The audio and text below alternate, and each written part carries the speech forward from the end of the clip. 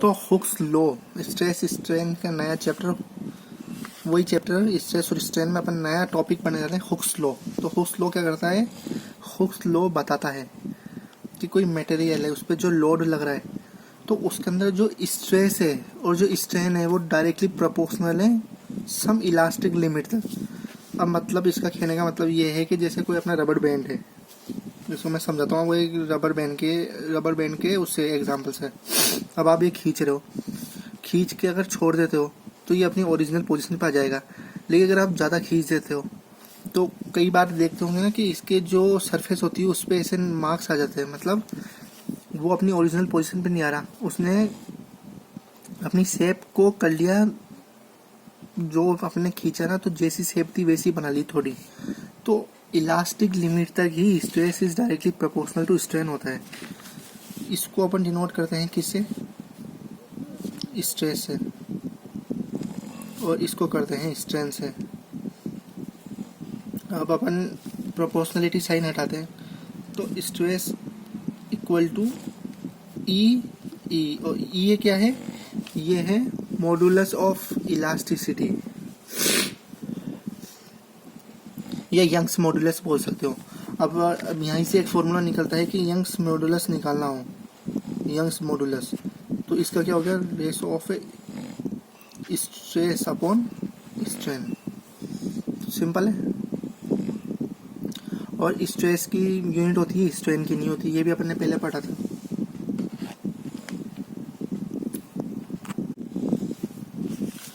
अब modulus of rigidity, एक ये छोटी छोटी सी डेफिनेशन है, मॉडुलस ऑफ रिजिडिटी। आपको थ्योरी की तो बिल्कुल टेंशन लेने की जरूरत नहीं पड़ेगी, आपको ऐसे समझा दूंगा कि प्रॉपर आ जाएगी। और शियर मॉडुलस,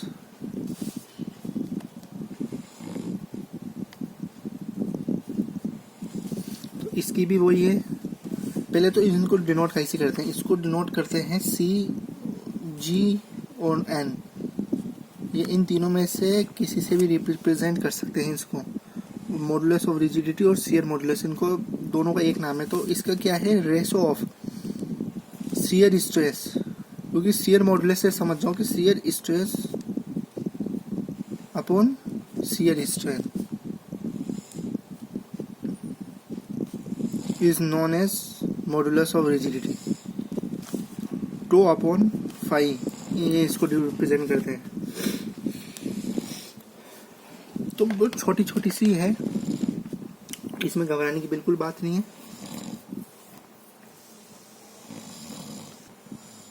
अब अपन पढ़ने जा रहे हैं constitutive relationship between stress and strain for one dimensional. पहले वन डायमेंशन पढ़ेंगे, फिर टू डायमेंशन और फिर थ्री डायमेंशन देखेंगे। तो वन डायमेंशनल स्ट्रेस सिस्टम में क्या है? ये रिलेशनशिप है स्ट्रेस और स्ट्रेन में।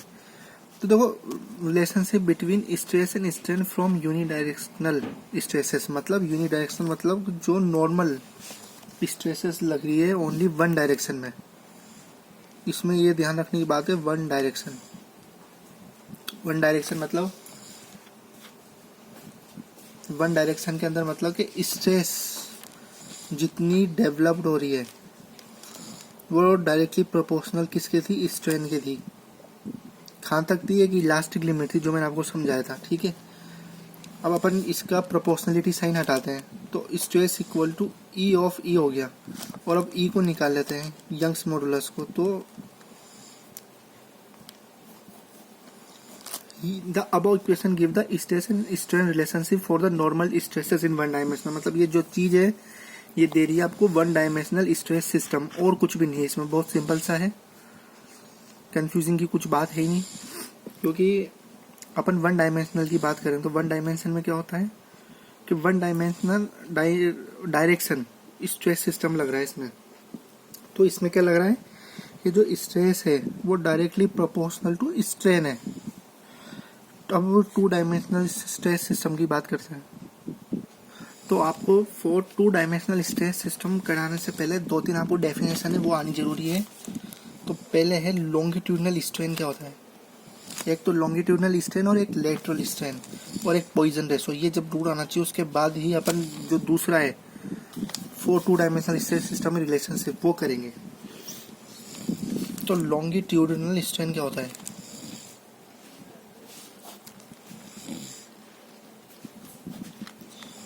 लॉन्गिट्यूडिनल स्ट्रेन होता है कि व्हेन बॉडी, कोई बॉडी है उसको एक्सियल टेंसाइल लोड लगा रहे हैं अपन, ठीक है, कोई बॉडी है उसको एक्सियल टेंसाइल लोड लगा रहे हैं। जैसे मान लो ये बॉडी है, कोई 2D डायग्राम है, टू डायमेंशनल सिस्टम में देखते हैं तो ABCD कोई बॉडी है। अब इसमें अपन एक्सियली टेंसाइल लोड लगा रहे हैं मान लीजिए, तो इसका क्या होगा, इसका इंक्रीज इन लेंथ हो जाएगी ना, कि ये एक डायरेक्शन में तो बढ़ेगा लेकिन उसी समय दूसरी डायमेंशन में इसका कम होगी। जैसे मान लीजिए अपन ऐसे फोर्स लगाया तो ये ऐसे बढ़ गई, समझ रहे हो, मतलब ये ऐसे बढ़ गई तो ऐसे कम हो गई ना, जिस तरह बढ़ी तो उस तरह कम हो गई। ये होता है लॉन्गिट्यूडिनल स्ट्रेन सिस्टम के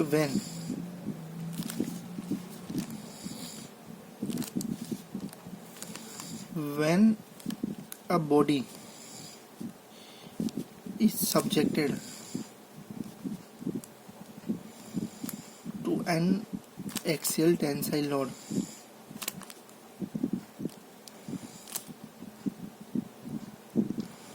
there is a increase in length to the original length. There is a increase in the length of the body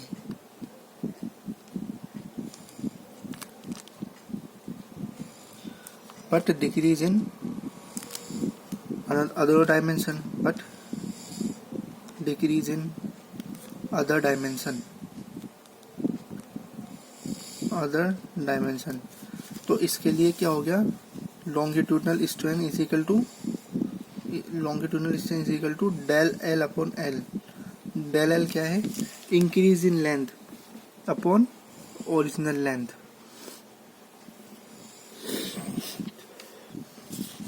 अगर इसे और अच्छी तरह डायग्राम से समझते हैं, देखो अपन ये रेक्टेंगुलर बॉक्स है अपना, इसका डायग्राम अच्छी तरह बनाते हैं, ABCD। अब अपन ने लोड लगाया मान लीजिए, तो ये ऐसे हो गया,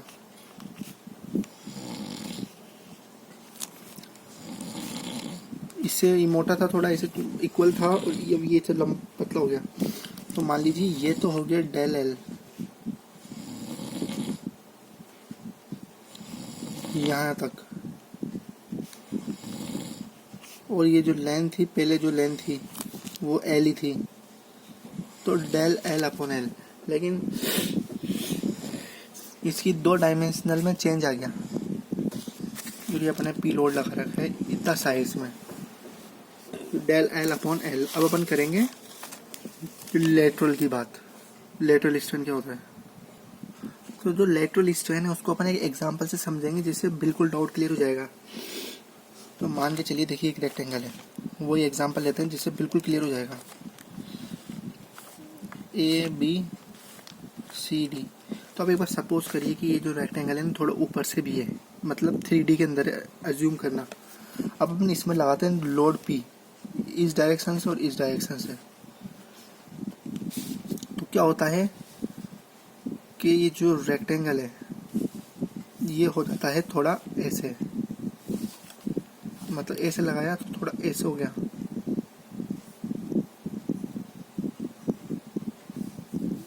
थोड़ा इससे कम हो गया, मतलब यहाँ से इसे समझना, ये इस लाइन और ये इसकी लाइन जा रही है, तो मतलब कि इसकी लेंथ तो बढ़ रही है क्योंकि हम यू खींच रहे हैं, तो इसकी लेंथ तो बढ़ रही है, ठीक है, ये पी लोड है, मतलब इसकी लेंथ बढ़ रही है लेकिन इसकी ब्रेथ और इसकी डेप्थ डिक्रीज हो रही है।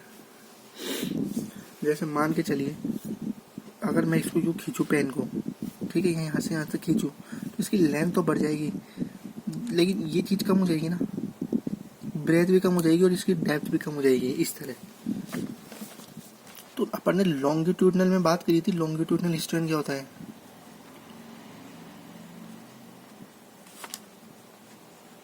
इसमें इंक्रीज हो रहा था, मतलब डेल एल अपॉन एल हो रहा था।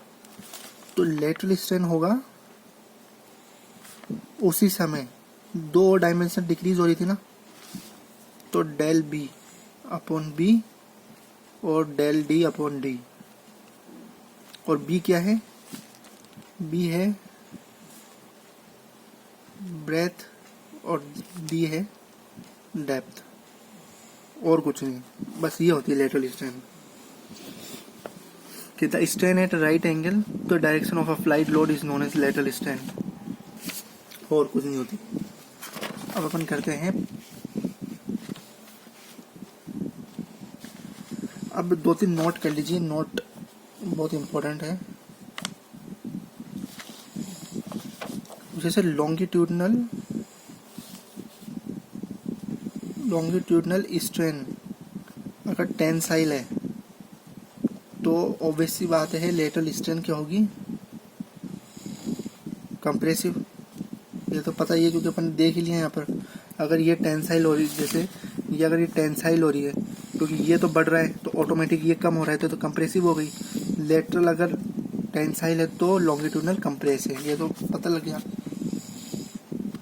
और वैसे ही लॉन्गिट्यूडनल स्ट्रेन अगर कंप्रेसिव है तो लेटरल टेंसाइल होगी। दूसरा एग्जांपल, अगर अपन इसको एरो को ऐसे दबा दे मान लीजिए तो यू हो जाएगा कुछ इस तरह, ये थोड़ा बाहर निकल जाएगा।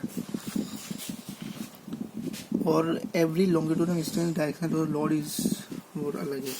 अब अपन करते हैं पॉइजन रेशो। ये सही है, एक तो ये हो गया और दूसरा पॉइंट हो गया अगर लॉन्गिट्यूडनल स्ट्रेन कंप्रेसिव है तो लेटरल स्ट्रेन टेंसाइल हो जाएगी। अब अपन करते हैं पॉइजन रेशो। पॉइजन्स रेशो ये क्या होता है? पॉइजन रेशो को अपन डिनोट करते हैं म्यू से। तो mu is equal to lateral strain, ये पहले फॉर्मूला है, lateral strain upon longitudinal strain. आप देखो फॉर्मूला लिख दिया, अब आप इसकी डेफिनेशन खुद बना लो कि the ratio of a lateral strain to the longitudinal strain of a material with the elastic limit is known as Poisson ratio and it is generally denoted by mu। ठीक है, अब इसको बनाना सीखो। अब कोई अब आपसे पूछ ले लेटरल स्ट्रेन बताओ, तो लेटरल स्ट्रेन निकालोगे तो mu into longitudinal strain.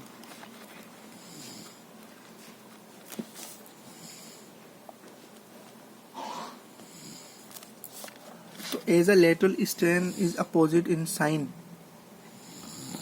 Longitudinal strain, hence algebraic lateral strain. तो मतलब जो लेटरल स्ट्रेन है वो होता है minus mu into longitudinal strain.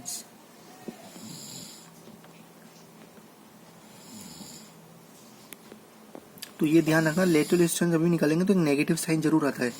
और Poisson ratio lateral strain upon longitudinal strain, और ये रेशो होता है ratio lateral strain upon longitudinal strain. इतना अगर डेफिनेशन अगर आपको सारी आ गई हो पूरी की पूरी जो भी करवाई है, तो अब अपन 2 डायमेंशनल स्ट्रेस स्ट्रेन सिस्टम पढ़ेंगे, वो बहुत इजी है। फिर उसके बाद 3 डायमेंशनल पढ़ेंगे, बिल्कुल दिक्कत की बात नहीं है और बहुत अच्छा लगेगा आपको। तो अभी आज के लिए इतना ही, थैंक यू। और बीच में अपन कहीं लिख देते हैं A7, जिससे कोई वीडियो भी बनाए अपनी तो पता लग जाए A7।